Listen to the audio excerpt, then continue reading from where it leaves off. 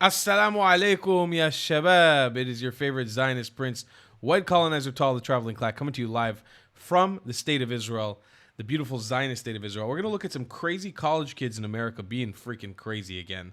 Let's take a look.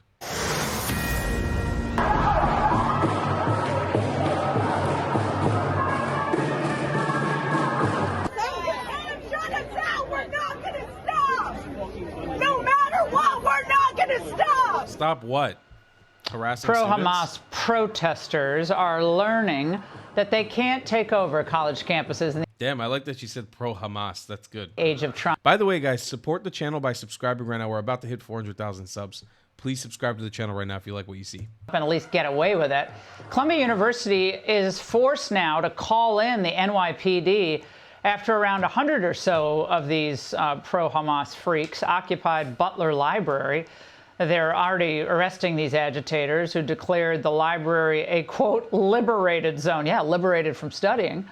So, again, you're at Columbia, one of the premier institutions, supposedly, for learning in the United States, and this is what you have to deal with, studying for that applied mathematics final exam. Great. Here to discuss is Victor Davis Hanson, senior fellow at the Hoover Institution. Victor, the video is quite something. This was after $400 million of federal aid for new research grants was paused by the Trump administration, Columbia scrambling to try to make nice on some of the demands that the Trump people had. But I guess they didn't get the memo on no masks going forward. It looks like a lot of them had masks. No. I don't think they could stop it if they wanted to, Laura, and they don't want to. I think we know it's a tired, weary, predictable script. They break all of the rules that they said they wouldn't. They're violent, they disrupt classes, they shout anti-Semitic, pro-terrorist things, and then we get a weak-kneed administrator, an assistant dean, associate provost comes out and says, this is intolerable, we don't accept this, we will not, and it's empty because they have no deterrence. The students know it. Now, why is that? I think it's because 75% of the faculty, the administrators, and the students really do agree with what they're doing. I don't know, maybe not the violent act themselves, but the ideology, yes. And I don't think they want, this is terrible because they're in this fight with the Trump administration. And it's kind of like a rock, you pull it over, and underneath it, nobody knew what was going on. And they've got $30 to $40 billion the last 30 years they've taken from communist China and Middle East dictatorships they haven't reported. They have racially separated dorms, graduations, the admissions that they're using are violating the recent 2022 Supreme Court ruling.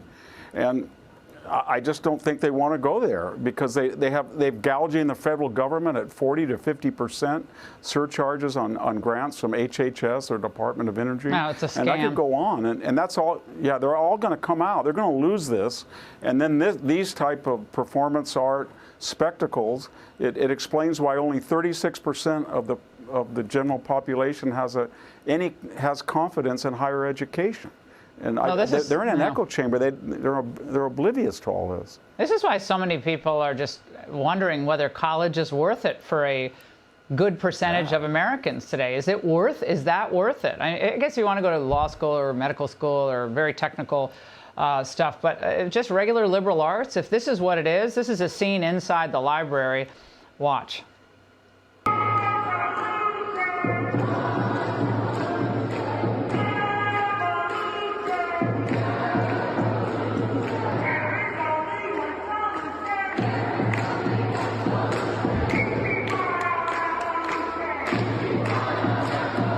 It's all cosplay, Victor. They all look like actors. I mean, it just all looks so fake and phony and contrived. But the purpose behind it is real. And Bill Maloogian's telling us that both DHS and ICE are now monitoring the situation at Columbia.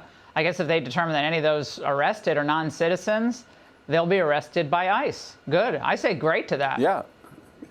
They can stop time. it in 5 seconds. Every student that was breaking rules or the law could be expelled because these are very rich kids. These are the elite of the elite. And their careers are more important even than their ideology.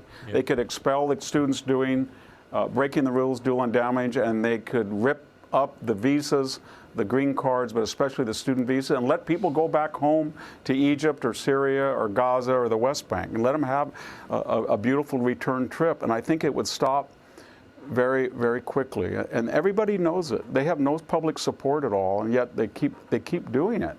And, no, none of these masks should be allowed. They're going to lose. Yeah. Yeah, No, everyone who walks out of that library where they have the zip ties around their wrists, no, they shouldn't be able to cover their heads or their faces. They're so proud of what they're doing. Show your faces. They're all cowards. That's the truth. They don't want to lose all their privilege. No. They don't want to lose their privileges at the university or their dining privileges. No, that's why. No, they're careerists. They're careerists and they're elitists, and they like the prestige of saying they went to Columbia. The odd thing, finally, is Columbia, Harvard, Yale, all these universities are losing their cachet. They're giving 80% A's to their students, and there's other places they can go rather than these places. Victor, thank you very much. Hey, Sean Hannity here. Hey, click here By the way, to subscribe. if you go to Columbia University, or if you go to whoever the hell, Princeton or Yale or Harvard, and you tell me, as a person who dropped out of college, but I consider myself relatively successful, I would look at you and I'd be like, I think there might be something wrong with you. Like, I would not look at you as somebody who graduated from Columbia University and have more respect for you because of the fact that you graduated from Columbia University. I would say there might be something wrong with you. I want to have a conversation with you to understand how fucked up your education was and how much they messed you up in there. That's a personal opinion about Columbia. I'm a little bit weary of the people who go there, who have went there to school. I think it's a pretty messed up place. Look, Victor Davis Hanson always comes in with the hot takes, and I think he's absolutely correct about this. Like he always is. We're looking at the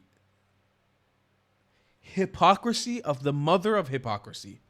I'm a hypocrisy.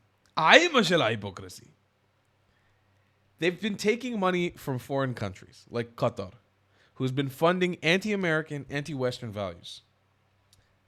They have kafia-clad students, a lot of which are just white kids who want to be a part of something, chanting Intifada Revolution, not knowing what that even means, what it entails for anybody in the Middle East. It's the mother of all hypocrisy, and just to mention that these are the elite, the creme de la creme of American society.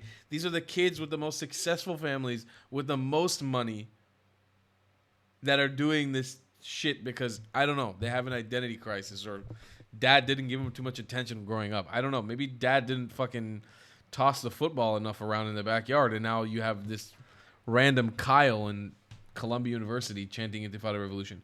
Whatever it is, it's ridiculous. And I was just recently in New York City. I actually went to Columbia University. I tried to get in. I couldn't get in. I'll need more time on the ground. I was very rushed when I was in New York. I had a bunch of things I was juggling. But if anybody knows how I could get in there, I would love to go undercover in there. I did try to go undercover, and I couldn't. I was trying to get footage for you guys in Columbia, so I couldn't get in there. But I did go to Washington Square Park, and I spoke to individuals about it. Those videos will be coming later. Got some crazy stuff. People have been really radicalized in America. And especially what's going on in these university institutions, it's ridiculous. It's a joke. It's laughable at this point, but at the same point, it's very serious. But I do think that this crackdown, like, I could tell that the people were very, very scared to tell me their honest thoughts. Some people are too stupid and they just did, but especially people who are international. Like, I chose people who looked more Middle Eastern to speak to. They were scared. They didn't tell me their honest thoughts openly, because they were scared of getting deported. And I think that's the right rhetoric. That's the right way to do it. There's no freedom of speech for people who aren't citizens to America, and especially not freedom of speech to propagate terrorist propaganda. You can make an argument that there's freedom of speech to non-citizens of America, under the confines of not propagating terrorism, not for terrorist supporters. That's my take. Subscribe to the channel if you want to support it. We're almost about to hit 400,000 subs.